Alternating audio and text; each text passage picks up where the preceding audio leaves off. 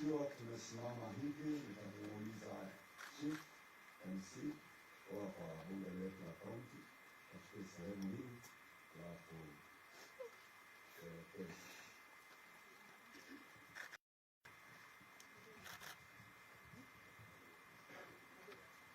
Naomba tuketi.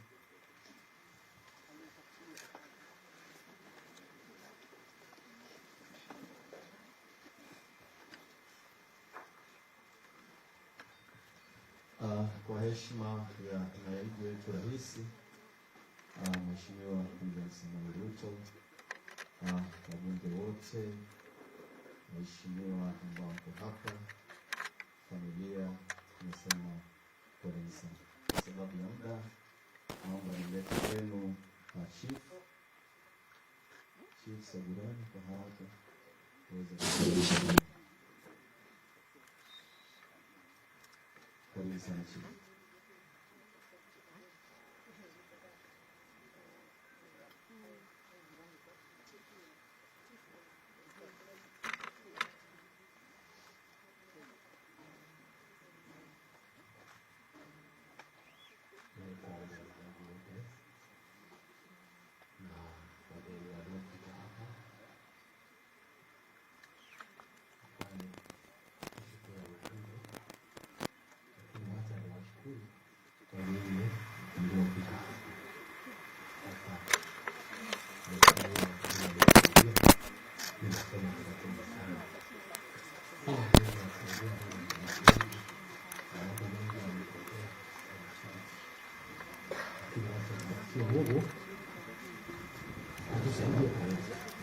Asante.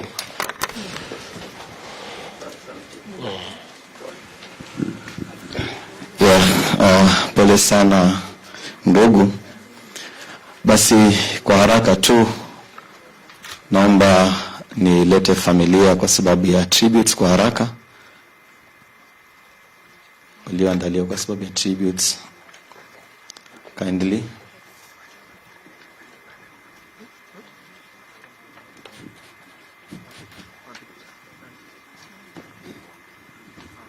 Karibu sana dada Maombi.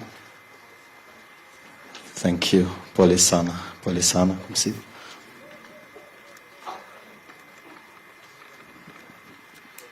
Habari zenu.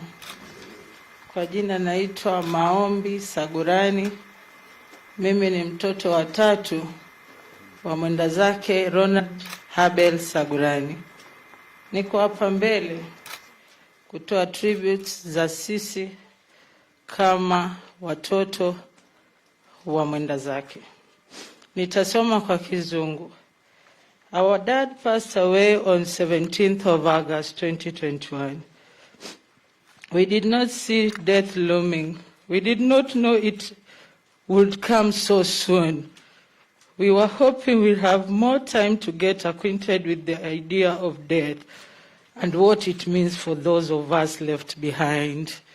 Now, we are beginning to understand just how naive our existence was before we were forced to confront death's discontinuous blow. While we hope you never had to experience such a life-altering loss, the truth is we all will. That death is a part of life, and once it strikes someone you so dearly love, your existence will never be the same. We now know the pain of losing our dad will perhaps never leave us. We imagine it will ease with time as we process and get through it, but we don't suspect we will get over it. How can you get over a person who has been there since before you are even aware of yourself? His life, his influence, his charisma, his energy, oh God, linked to ours. And we now take comfort in that. We take comfort in knowing that our dad is no longer in pain. That suffering is no longer something he has to endure. Our dad, Honorable Ronald Habel Sagurani, forever be in our hearts until the day it stops beating. And we are grateful that we are becoming more fully realized human beings, more caring, compassionate, and empathetic individuals because of our dad. Still, we would have forfeit any wisdom for the sake of having him back. Bye, Daddy. Bye-bye, Daddy. Bye, Daddy. We will forever remember you. We, as your daughters, we love you. We love you. Enda salama, Baba. Asante. Let's appreciate her kwa makofi. Basi kwa haraka namwomba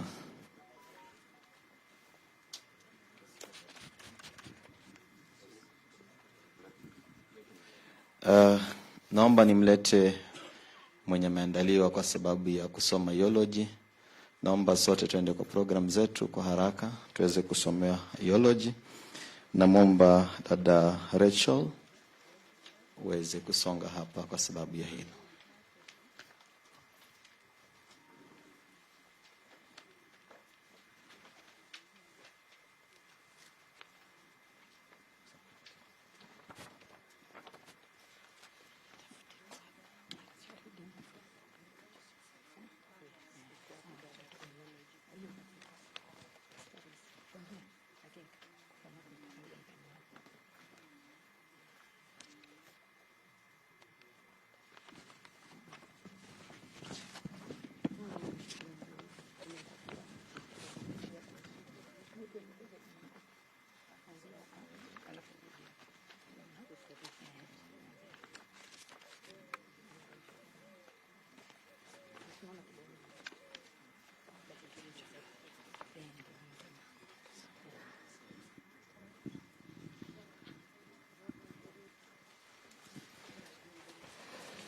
Habari zenu nyote, ninawasalimia. Majina yangu naitwa Rachel na Huja. Nimeokoka, ninampenda Yesu Kristo. Poleni nyote na wageni wetu pia karibuni. Tunashukuru. Nitasoma kwa Kizungu. The late Honorable Ronald Habel Sagurani Kibu was born on 19th February 1962 in Russia Village, Mahoo Ward in Taveta Sub-County. He was the 7th child of the late Mr. and Mrs. Samuel Shauri and Rahel Chausiku Meobi. About his education.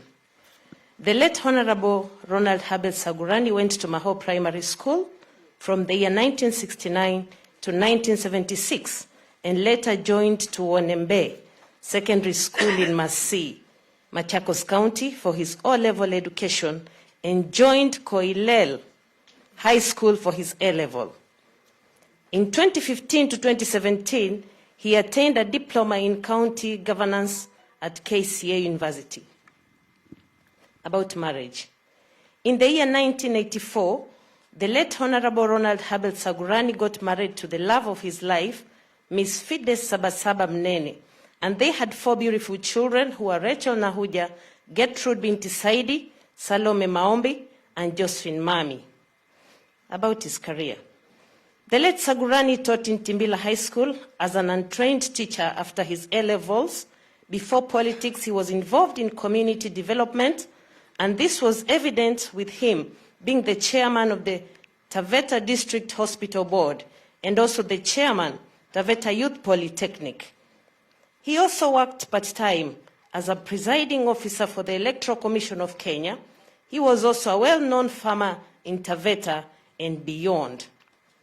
The late Honorable Sagurani joined politics in 2007, where he attempted to be a councillor but did not win.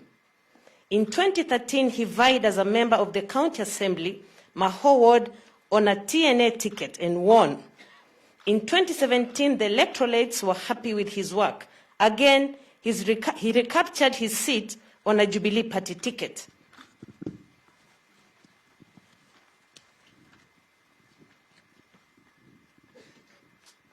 I have to go in front. The other thing is in front. I hope you've seen it. Imeandikwa vibaya, so mtarudi nyuma kidogo. I hope mmeipata. He was appointed for 2 terms as the leader of minority in the County Assembly of Taita Taveta. He was a member of the County Assembly Services Board, which he served passionately until his demise. He also served as a member of other House committees, among them the Public Appointments Committees, Public Investments and Accounts Committee, and the Lands, Human Wildlife Conflict Resolution Committee. About his sickness. The late Honorable Kibu became ill on 30th of July this year and received treatment at the Moi County Referral Hospital, which is in Voi, and was later referred to the Pandya Memorial Hospital for further treatment, where he was admitted. His health deteriorated, and on a Tuesday, 17th August, at 8 p.m., he rested. He has left behind a widow, Mrs. Fide Sabasaba Mnene, 4 beautiful daughters, and 6 wonderful grandchildren. We loved him, but God loved him more. We accept the will of God. God has given, God has taken.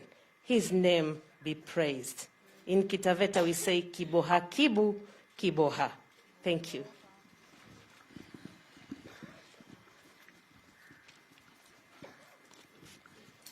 Naomba tumpatie makofi mazuri kwa sababu ya kazi hii.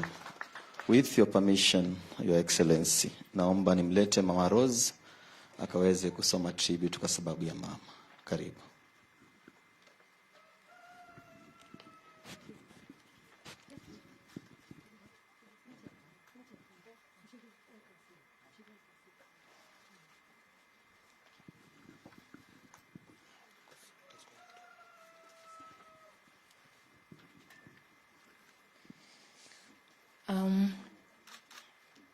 Mheshimiwa, the Honorable Vice President, Dr. William Ruto,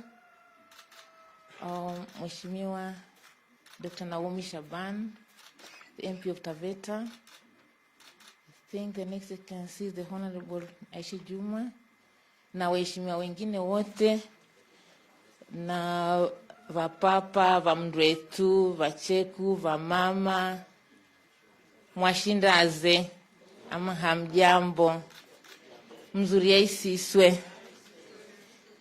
Ya, hata mativindu viemeye, lazima tuhambe mzuri ya isiswe, si uko? Kwa kweli mimi siwezi kusema niko hapa kwa kusema ni tribute, kwa sababu tribute zimesemwa. Lakini nilikuwa tunataka kusema kitu kidogo tu juu ya dadangu na mzee wake. Mimi nakumbuka 1984 when I was in MTC, nikifanya my course in nursing. That's when I got a phone that, hey, your little sister is missing at home. And then I say, what happened? Because she's in school. And then my mother later told me, oh, ameonekania huko kwa mzee Sagurani. And I was like, what? I was disappointed that time, but little did I know that I gained a wonderful, kind, handsome, loving brother. I don't know, I can't call him brother-in-law, because Kibunungwa, when I was in Nairobi, anytime I arrived in Taveta, I'll find him, either he'll be waiting me at home. If I came through Tanzania, he'll be at the customs waiting for me. When I'm in UK now, anytime I come home, even if he's working in Mundani or Taita, he will come to Taveta and meet me. Na chochote nikitaka kwingine kufanyiwa, kusaidiwa, Kibunungwa will do for me with a clean heart, and I would never worry that whether it was going to be done well or not. I missed him. I felt a lot of pain when I called. In fact, at first, I spoke to him when he reached the hospital, and he told me, oh, I would say just the words he said, Mlamu ni wa hai. Niwone kana neka ika. Kama mlamu isina shida. Unefumatiki. And I kept on following. My nieces, they would call me sometimes. We used to communicate every day. And when things are worse, they'll call me. Sisi hatuwezi kumwambia auntie. Wanamwitaga mama yao auntie. For the reason hiyo ni story ya baadaye. Sasa sisi tuwezi mwambia auntie. Sasa sometimes naambia my sister, unajua tunaanza stories zingine kwa sababu najua they're loving. Since 1984 there's no time there have been a problem. She's always been the husband, they're always there, and he's always there for her. So I knew this will be hard. Kwa sababu my sister Saba hata nikija kutoka mambo nikimwambia Saba, si uje tulale anga tuzungumze mambo ya familia. Ai bwana, mimi majeni huamba mimi shinja shigatimi ai bwana. Tikimuza Chibu, jamani si umwache bibi yako ai mlamu ya mndu akana mambo ushiya zemchatu ngarishinje yako hapo haiye. So they have always been together. So I knew it was very hard to tell her the truth. So I told majirai kitu ateta kake wikesi. Nize. Mzee naona kama leo hajisikii vizuri sana, lakini sio vibaya, lakini amewekewa Chibu. Lakini sio ni kuonesha ako karibu kuja nyumbani. I'm sorry, lakini hiyo ni kuonesha najisikia vibaya. Kanaambia chwa simu. Basi kimeumana. Sasa akaniambia nikate simu, mimi nikakata simu, nikakaa kidogo tena nikapiga simu. Nikamwambia mama ako sawa kwa maombi. Nikapigia msichana wake mkubwa Raheli, huyo ni mjasiri sana, akaniambia auntie naenda kumwona mama saizi. Vikapoa. Tukaendelea vizuri tena kidogo, cut the story short. Kidogo sasa akamwambia nasikia ameenda chini kidogo, nafikiri utaenda. Haya akapanda gari akaenda. Lakini there was really high hope. Even me as a nurse who has been a nurse for a long time, I've nursed ITU patient, I've nursed very sick patient. It's not that I still had a very high hope. Even when he was in the ITU, ventilated, I still expected Kibu to walk out. But then, as he said, as we're Christian, we know that siku zilikuwa zimefika. We loved him so much, but God loves him more. And Kibu was a nice person, a clean person, and we know he's resting with his angels now. Na asanteni sana nyote wakuwa hapa. Thank you so much.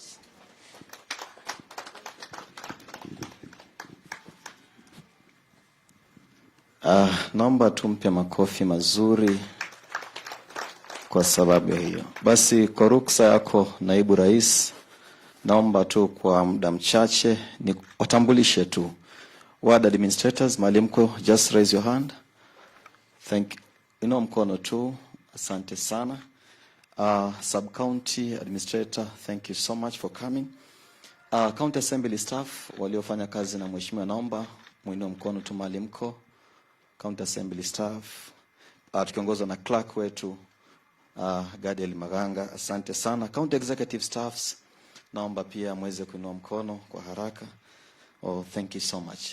Your Excellency, wakati huu naomba tu kwa ruksa yako nimlete majority leader, introduce MCAs, alafu tukamilishe kwa haraka.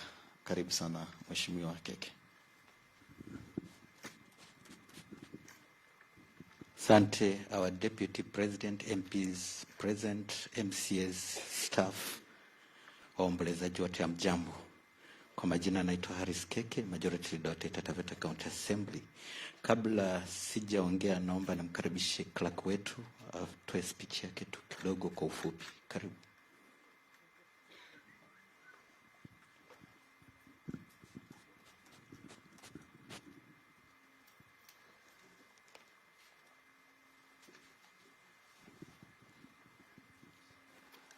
Our Excellency, Deputy President, Member of Parliament who are present today, all protocols observed. Good morning. Kwa majina yangu naitwa Gadiel Maganga, na kwa neema ya Mwenyezi Mungu ndio clerk wa Taita Taveta County Assembly. Ningependa kutoa rambirambi zangu kwa familia nikisema poleni sana. Mungu awatie nguvu wakati huu. Najua ni wakati mgumu, lakini Mungu tu ndiye atakayeweza kutufariji. Mheshimiwa Sagurani alikuwa ni minority leader wetu. Mimi nikiwa secretary wa board, alikuwa board member, na alikuwa mtu mchangamfu sana with a lot of wisdom, and he really helped us in managing our board. So we have lost a great leader in our county assembly. na tunastahili kuombea Mungu, tumuombe Mungu atusaidie. It is very painful. This year we have lost 2 members of parliament, but members of county assembly. But Mungu atatusaidia na atatupa faraja.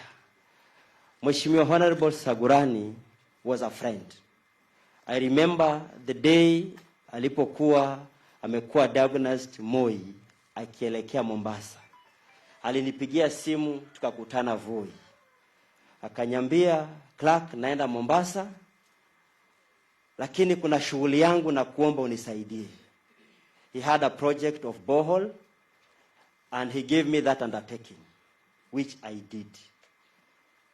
Na alikuwa ananiambia naenda tu kwa 2 to 3 days, I'm sure I'll be back. However, he used to call me every day in the morning saa 12. Akiniomba tumuombe ili aweze kutoka mahali pale. Na nilikuwa namtia nguvu nikamwambia Mungu anaweza. But the last day we spoke in the morning, that is the day ambao alienda koma. Sikuja kuongea naye tena. But Mungu anajua. It is a very painful moment for us. But I pray that God will give us courage, especially the people of Mahoo. Mungu atie nguvu. Asanteni sana.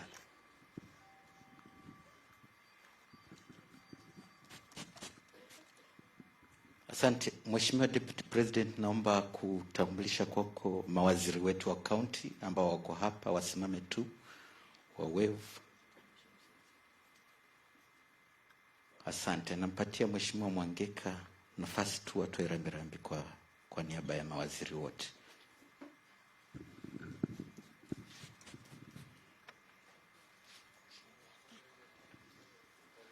Asante.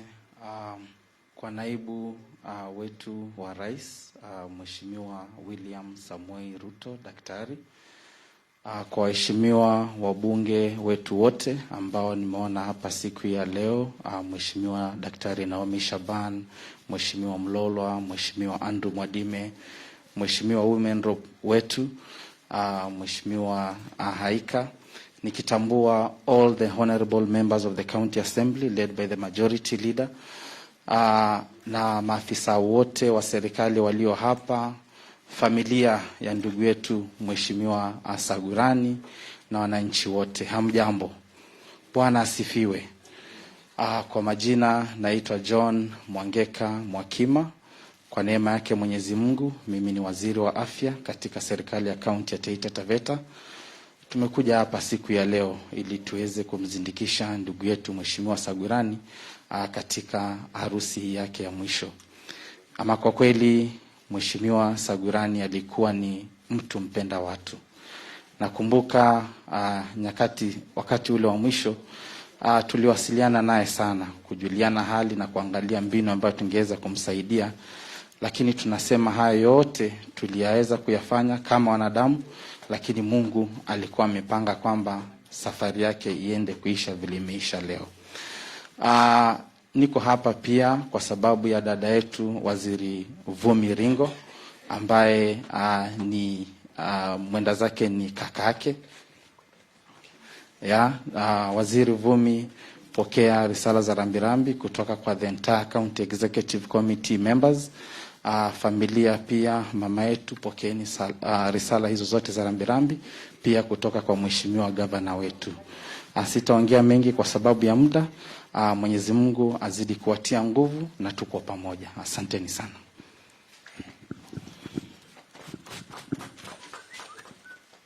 Asante. Naomba MCAs wote tuamke mahali tulipo. Mheshimiwa Deputy ambaye yuko nyuma yako anaitwa Martha Kenyo,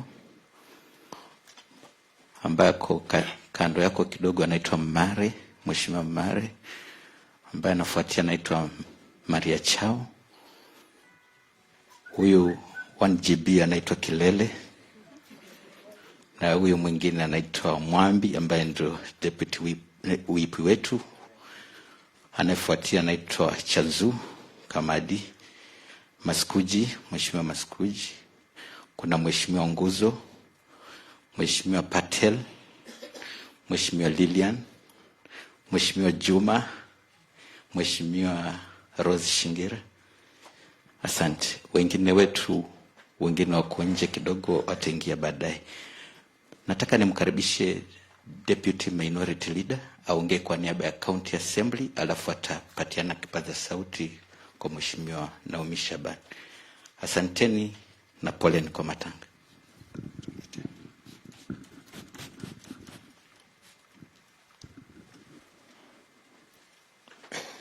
Bwana Yesu asifiwe.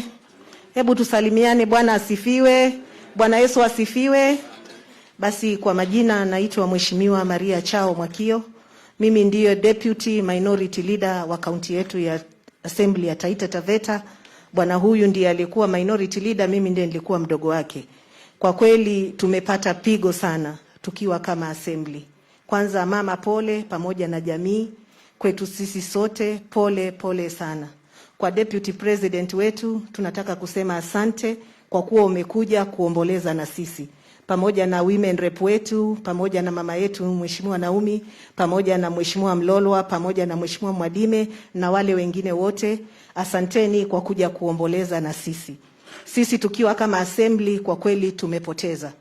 Bwana huyu ile wisdom alikuwa analeta ndani ya ile nyumba ilikuwa haina match ingine. Amekuwa msaada mkubwa wetu, amekuwa reason, anakuwa na utu uzima. Kwa kweli tumepoteza sana. Lakini tunajua mambo yote ni mapenzi ya Mungu, na kwa niaba ya County Assembly ya Taita Taveta nataka kusema pole na asanteni sana kwa kuja kusimama na sisi. Na sisi kama Assembly tumeahidi, we are going to follow in the footsteps of Honorable Sagurani. Asanteni.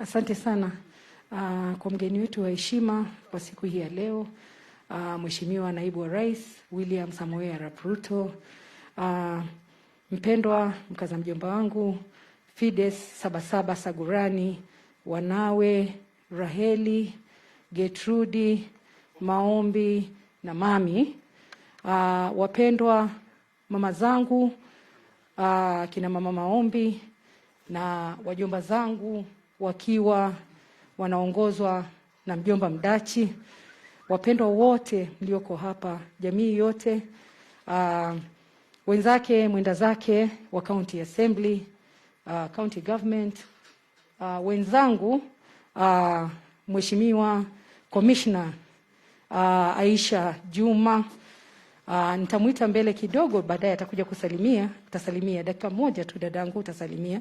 Alafu vile dadangu mdogo woman rep Haika Mizigi, mnavyojua ni mtoto wetu wa huku Russia, Mheshimiwa Mlolwa, Mheshimiwa Wavoi na Mheshimiwa Mwadime, Mheshimiwa Omotate, ndugu jamaa na marafiki wote mlioko hapa, viongozi wetu wa dini,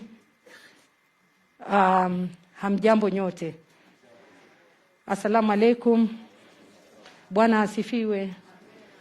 Kwanza yangu ni kutoa shukurani za dhati kwa Mwenyezi Mungu kwa kuwa ametuletea na alitupatia kibu hapa nyumbani. Mheshimiwa Deputy President Ronald Habel Kibunungwa Sagurani almaarufu Kibu.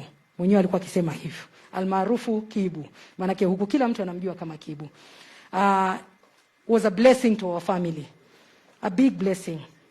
Kwangu mimi nimepoteza sana. Nimepoteza mjomba, nimepoteza mjomba. Taveta nzima kwa ujumla tumepoteza shujaa. Huyu aliyezaliwa hata kabla hajaingia kwenye siasa, mumeambiwa kuwa kwenye historia yake kuwa alikuwa kiongozi. Karibu sana senator wetu. Karibu sana. Senator Maruma ndio huyu ameingia.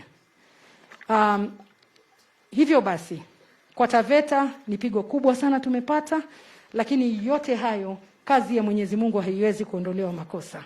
Tunamshukuru Mwenyezi Mungu kwa maisha yake. Tunashukuru kwa mke wake na watoto wake ambao to us in this family they are a blessing. Maisha jamani, ndugu zangu, yamekuwa mafupi. Kwa wale watu wanaomjua Kibu, ufasaha wake kwa Kiswahili, upendo wake, akiamua kuongea Kiingereza anaongea Kiingereza kisafi. Akizungumza zaidi anasema wacha nizungumze lugha ile ambayo watu wote wataelewa, ambayo ni Kiswahili. Lakini mara kwa mara alikuwa akiongea Kiswahili ambacho kilikuwa kinatushinda hata sisi. Maanake alikuwa anakielewa vizuri. Juu ya hapo, kimaendeleo, Kibu alikuwa ni mpenda maendeleo. Kibu alikuwa ni mpenda watu. Kibu alikuwa ni mcha Mungu. Hivi leo tunazika shujaa ambaye kwetu sisi Taveta ameacha pengo kubwa sana. Mheshimiwa Naibu ya Rais, sisi hatuchukulii kama utani wewe kuwa hapa na sisi. Tunajua ulimpenda Kibu like your own brother. Na ukuanza kumpenda leo. Ulimpenda ulivyomfahamu kule multimedia, alivyoongea kwa niaba ya Wapwani, akiongea kuwa anawaombea wewe na Mheshimiwa Rais mupate viti, muingie mkiwa serikali ya 5 hapa nchini, ya 4 hapa nchini. Hivyo basi, mimi ninasema hivi. Jamani, tusherekee maisha ya Kibu. Kama vile Clark alivyosema, Kibu alikuwa anampigia simu. Alivyoingia hospitali, Kibu alijua mwili wake uko na nguvu. Na Kibu alikuwa anasema haya madawa hayawezi kunisaidia. Mimi nina imani Mwenyezi Mungu ndio atakayeniponya. Ilimbidi daktari atumani nitafutwe nimuongeleshe. Na nikamuongelesha na nashukuru sana dadangu Rachel Nahuja.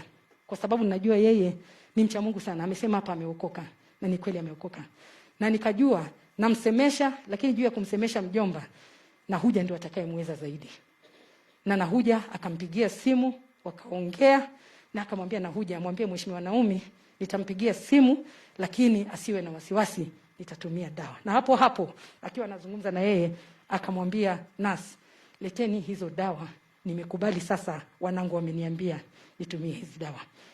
Hivyo basi akaendelea vizuri. Siku moja ile wiki ya kwanza bado akiwa hospitali, saa 12 asubuhi alinipigia akiniambia, unajua mjomba, mimi sijazoea kuugua. Kulala hapa chini nimewekwa madude mimi sitaki. Nikambembeleza, nikamwambia mjomba, pale umetoka ndio mbali. Pale unapokwenda ni siku chache tu utatoka hapo. Ninaomba uvumilie tu. Lakini hakutaka. Ananiambia mimi nasikia kuwa kwanza my privacy has been interfered with. Kibu alikuwa mtu mstaarabu sana. Alikuwa msafi. Deputy President, gari ya Kibu ilikuwa inaoshwa mara 2 kwa siku. Inaoshwa asubuhi na jioni. Kiatu chake akipita hivi hata kwenye vumbi huwezi kufikiria kina vumbi. Amepita kwa vumbi. Namuuliza mjomba, hivi umepitia wapi? Ananiambia mjomba wangu, usipojipenda hakuna mtu atakayekupenda. Ni ujipende kwanza ndio upende wengine. Alikuwa mtu anapenda usafi. Very neat. With his neat linen shirts. A very handsome man. I'm proud to be related to him. And Saba, be proud of the years you have spent with Kibu. Be proud of the beautiful daughters Kibu has left you with. That is his legacy.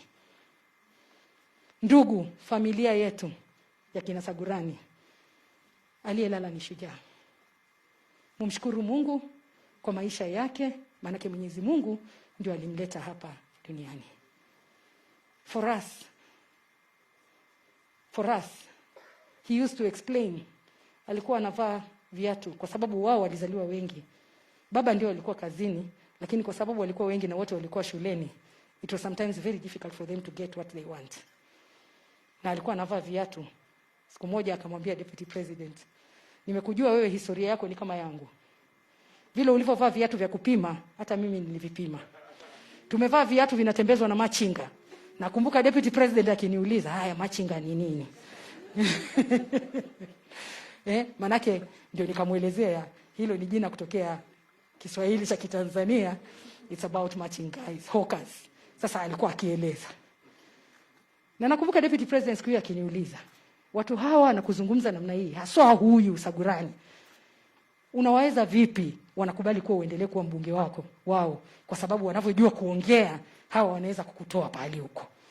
Nikamwambia ni kweli, lakini wote tunapatiana heshima. Wananisaidia na mimi ninawasaidia. Kwa hivyo today I stand here a very proud niece. I have no regrets. Kibu is older than me by a year. But Kibu kisiasa is younger than me. And Kibu kisiasa akiwa younger than me, we have worked together. Kitambo alikuwa Orange, tukawa hatupatani. Baadaye akaniweza, akanitumania wazee. Akaniambia mjomba, huniache nyuma, tunaenda pamoja. Na ukishatumaniwa hivyo wazee unafanyaje tena? Tena anatuma kwa dadake na dadake ananikanisha. Tukakaa nikaambiwa kuwa Kibu is coming to TNA, please invite her. Na tumekaa na yeye. Kwa hivyo jamani wapendwa, tumetembea safari ndefu. Tunamshukuru Mungu kwa maisha yake. Na vile alikuwa kiongozi ndani ya family, tunaomba family izidi kushikana, kuondoka kwa Kibu kusisambaratishe family ya Sagurani, bali iweke pamoja. Today we join together in this grief, but at the same time, let us celebrate his life. May God bless him. May God rest him in eternal peace. Hivyo basi, kabla sijaita waheshimiwa wabunge, ningependa kumuita our first governor aje atoe risala zake za rambirambi very briefly, alafu ndio nitawaita hao wengine.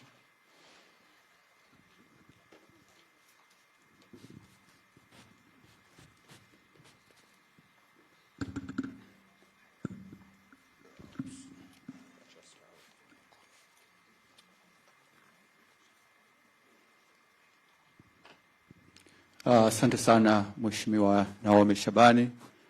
Your Excellency, the Deputy President of the Republic of Kenya, William Samoei Ruto, wabunge wote ambao mko hapa kutoka kaunti yetu na maeneo mengine, members of the County Assembly, wafanyakazi wa kaunti yetu, na nikirudi kwa familia, mama Saba, watoto wako, na familia yenu pana, ndugu za marehemu Kibu ambao wengi wamekuwa rafiki zangu kwa muda mrefu, wapendwa, Bwana Yesu asifiwe. Bwana apewe sifa. Basi mimi yangu ni machache, lakini nataka kuchukua nafasi hii kusema kwa wanafamilia, poleni sana kwa kumpoteza shujaa Kibu, kiongozi sio wa Mahoo peke yake, sio wa familia peke yake, na niunge mkono yale ambayo amezungumza Mheshimiwa Naomi kwamba mkono wake na bidii yake na mchango wake unatambulika Taveta nzima na kaunti nzima. Tumesikia hotuba za County Assembly, yale majukumu alikuwa akifanya kule, na kama ninavyosema sina shaka kwamba yake lakini kaunti nzima. Kwa hiyo mama Saba na watoto wako, tena nasema poleni sana. Kuwatia moyo, kuna siku nilihudhuria mazishi mengine kama haya. Baba wa familia ile alikuwa vile vile amekufa. Na katika mazishi ndugu yake mmoja akawa anazungumzia familia, akasema namna hii kwamba walipooana huyo bwana ambaye alikufa na bibi yake walikuwa watu wawili. Sasa ni kweli kwamba yule mmoja akienda anabakia mmoja peke yake. Lakini yule bwana akasema ni vizuri kuangalia kwamba wakati tunapokuwa na uchungu huo, tusisahau kwamba katika ndoa hiyo kuna watoto na kuna wajukuu. Kwa hiyo akasema japokuwa walikuwa wawili na katika familia hiyo pia kulikuwa watoto 4 kama hii yenu 7 na vile vile wajukuu kadhaa. Akasema usifikirie sana yale ambayo yalikuwa wakati mkiwa wawili, fikiria kwamba katika ushirikiano huo imeongezeka, imepanuka zaidi. Na sisemi kwamba hutamkosa, najua utamkosa, lakini ni vile vile vizuri kushukuru Mwenyezi Mungu kwa muda huo ambao ameruhusu mkawa wote na mkaweza kulea watoto na vile vile wajukuu. Kwa hiyo mimi nimekuja hapa pia kutoa heshima zangu za mwisho. Kibu tumemjua katika serikali za kaunti ya kwanza, tumefanya na yeye, na ni mtu ambaye kwanza anajulikana kwa msimamo katika mazungumzo, katika mjadala. Akichukua msimamo fulani itakuchukua muda, si kwamba atagandia hapo lakini mpaka umshawishi aweze kukuelewa vizuri ndio aweze kutoka katika ule msimamo ambao alikuwa nao. Kwa hiyo alikuwa mtu wa msimamo, na vile vile alikuwa ni mtu wa kuzungumza kile ambacho kiko kwenye roho yake. Alikuwa si mtu wa kuficha mambo, kama kitu anakifurahia atakizungumzia, kama vile vile hakipendi atakizungumzia hivyo hivyo. Kwa hiyo huyo ndiye Kibunungwa ambaye nilimjua. Huyo ndiye Kibunungwa ambaye pia namtaja kama kiongozi katika jamii yetu. Kwa hiyo nasema wanafamilia poleni sana. Basi sitasema mengi, ili kuomba tu kwamba familia Mwenyezi Mungu awatie nguvu, wakati ni mgumu. Lakini mkiwa hapo naona katika zile yale mazungumzo ya wanafamilia ni kama ambaye mmekubali kwamba mapenzi ya Mungu yametendeka. Na hiyo ni hatua muhimu sana kwenye familia. Manake dunia haitaisha leo, dunia lazima iendelee. Maisha haitaisha leo, maisha lazima yaendelee. Sasa kukiwa na hiyo acceptance kwamba that is what has happened, inakuwa ni rahisi nyinyi kama familia kuweza kujipanga tena upya. Haya, nimeguswa huko nyuma nikashindwa nani yeye ananikuna mgongo, lakini ananiambia kwamba nikatishe maneno na nitafanya hivyo. Kwa hiyo wanafamilia, jamani, poleni sana. Mungu azidi kuwafariji. Asanteni sana. Mungu atubariki sote.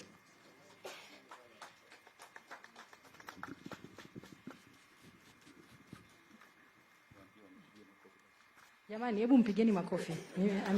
Amesema mkini mwahuja huko.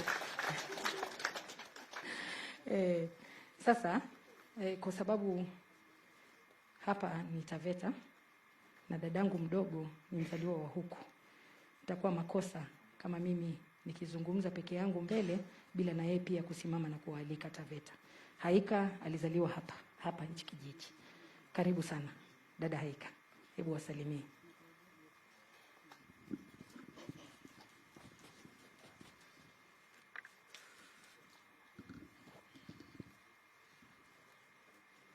Asante sana. Bwana Yesu asifiwe. Basi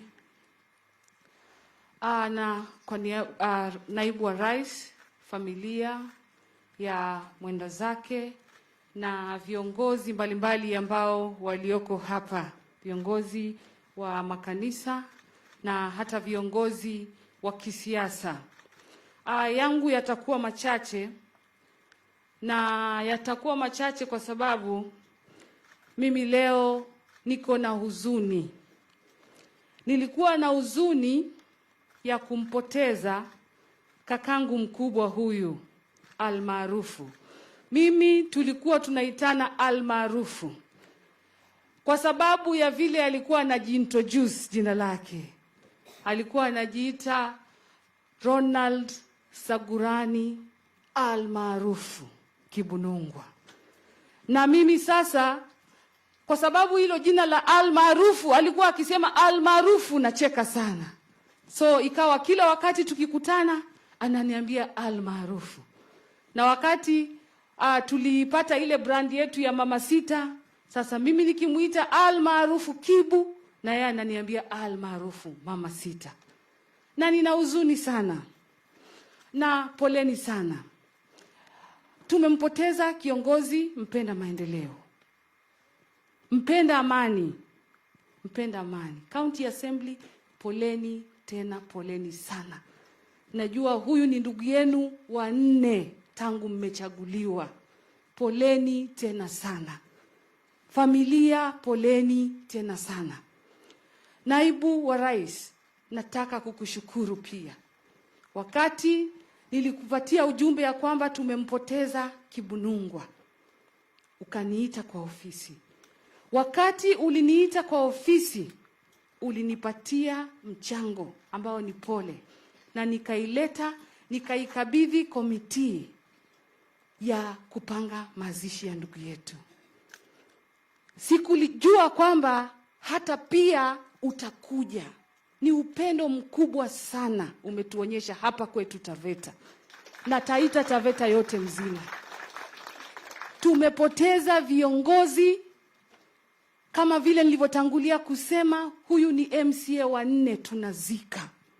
Hatujaona kiongozi yoyote akilia na sisi. Hata baba yetu mwenyewe wa kaunti hii, gavana, hatujamuona. Lakini wewe naibu wa rais umekuja Taveta kulia na sisi. Asante sana. Nimesema nilikuwa na mengi ya kusema, lakini sitasema kwa sababu niko na hasira. Hasira ambayo niko nayo siku ya leo ni kwamba huyu Kibunungwa ni mjumbe wa Jubilee. Huyu Kibunungwa tumefanya na yeye campaign za Jubilee. Mimi ni mjumbe ambaye nimechaguliwa na Jubilee. Na tulikuwa na yeye katika pita za kutafuta chama na kutafuta kura za Jubilee. Tangu magonjwa yote yamekuwa, tumezika watu wengi. Sijaona mtu akizikwa kama hivi. Mimi ni kiongozi wa Taveta, huyu ni kiongozi wetu wa Taveta. Huyu ni kiongozi wetu wa Taveta. Sijaona mtu akizikwa katika hali hii. Mimi nataka kusema kwa rais wetu Uhuru Muigai Kenyatta, sisi tulikuchagua Jubilee na huyu ni mjumbe wako wa Jubilee anapumzishwa leo. Kwa nini hali iwe namna hii?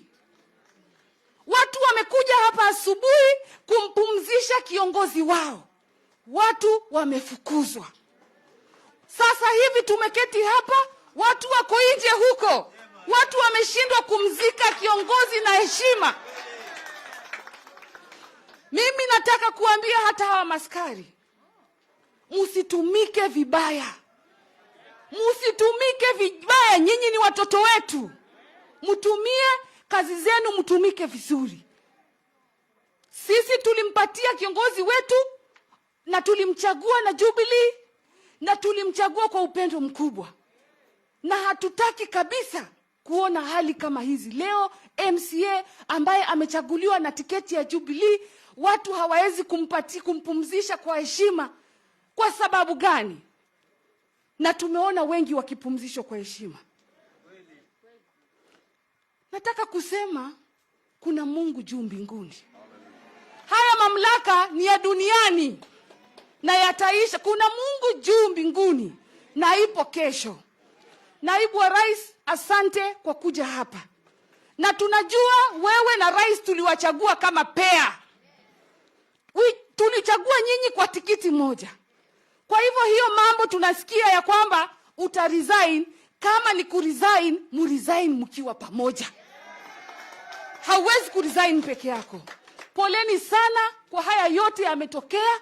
Poleni sana ndugu zangu wa Taveta. Poleni sana, poleni sana. Mungu tu atatuteletea aliyoko juu. Asante.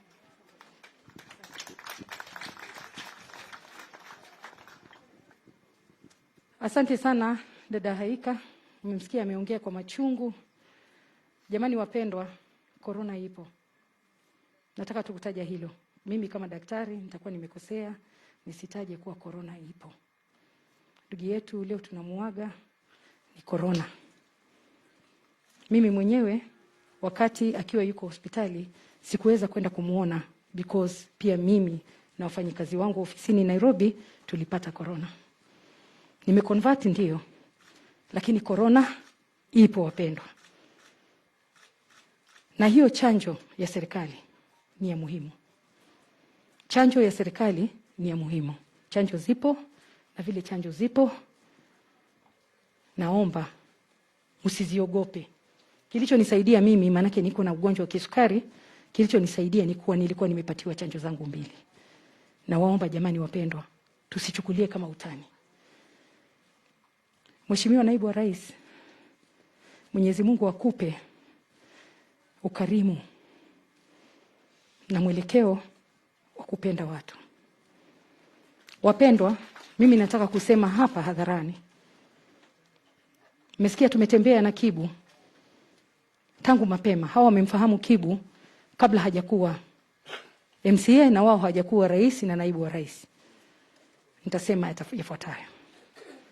Rais ni Uhuru Muigai Kenyatta. Naibu wake ni William Samoei Arap Ruto.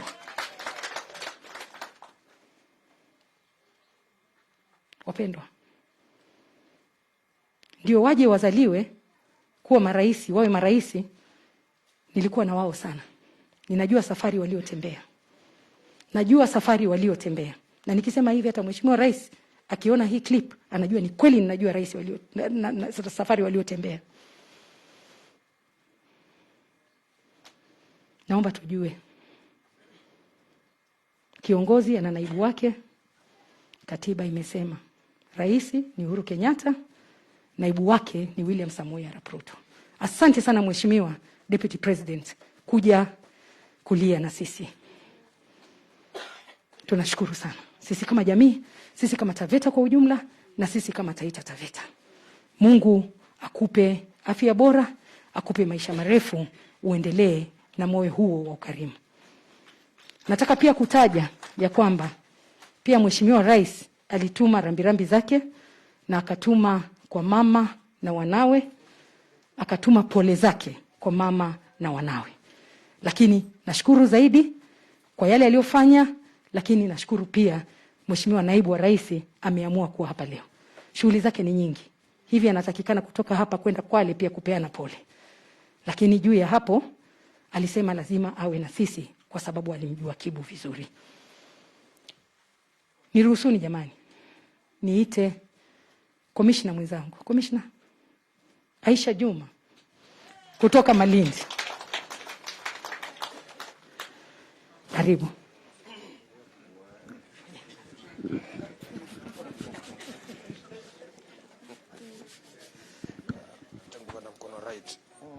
Asante sana Commissioner Naomi, Mama Saba, mama mjane wa ndugu yetu Kibo, naibu wa rais wa Jamhuri yetu ya Kenya, wajumbe wenzangu ambao wako mahali hapa, familia na waombolezaji nyote.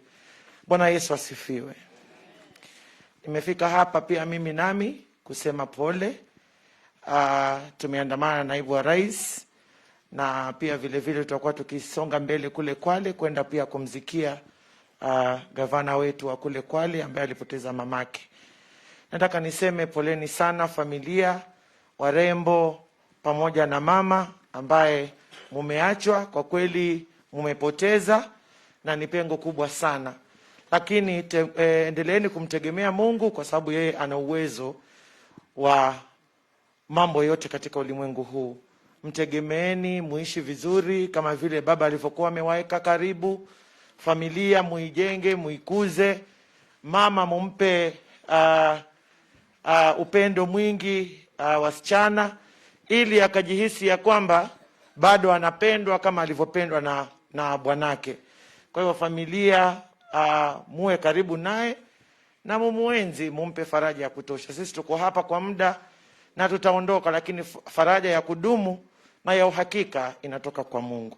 Niseme jambo ambalo wenzangu wamelizungumza, haika ya kwamba daktari amesema corona ipo na Kenya nzima tumekubali na ulimwengu kwamba corona ipo. Lakini nataka kusema kitu kimoja, kwamba hii corona haiko nyumbani kwa huyu diwani peke yake. Haiko hapa Taveta peke yake. Hii corona iko dunia nzima. Na kila nchi hivi sasa inatekeleza na inajizatiti kuhakikisha kwamba wananchi wake wamechanjwa.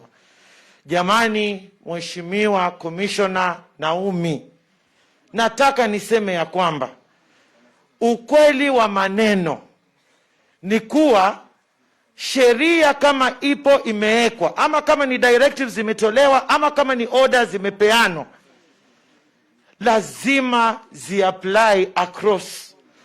Hatuwezi kutumia sheria ama ku-apply sheria selectively. Ninataka kuwaomba mimi na muwasamehe wale waliowatendea kisa hiki, ya kwamba juzi kulikuwa na mazishi makubwa sana kule Homa Bay ya baba ya seneta. Kulijaa, security ikapangwa, watu wakajaa maelfu kwa maelfu. Corona ilikuwa imeenda wapi? Corona ilikuwa ipo. Lakini kwa sababu huyu ni mtoto ambaye babake hajulikani, hana uhusiano na authority ambazo ziko na watu ambao kwenye mamlaka, maskini ya Mungu, amekuja hapa, watu wamekanyagwa, akwende takataka huyu akagwagwe vile wanavyotaka. It is really bad and very unfair. Nataka niseme hii sheria ya COVID i-apply kwa kila mtu, sio kwa wale ambao baba zao hawajulikani, sio kwa wale ambao hawana uhusiano na wale wenye vyeo vikubwa vikubwa. Kwa hivyo poleni sana, hii ndio serikali yetu ilipotufikisha.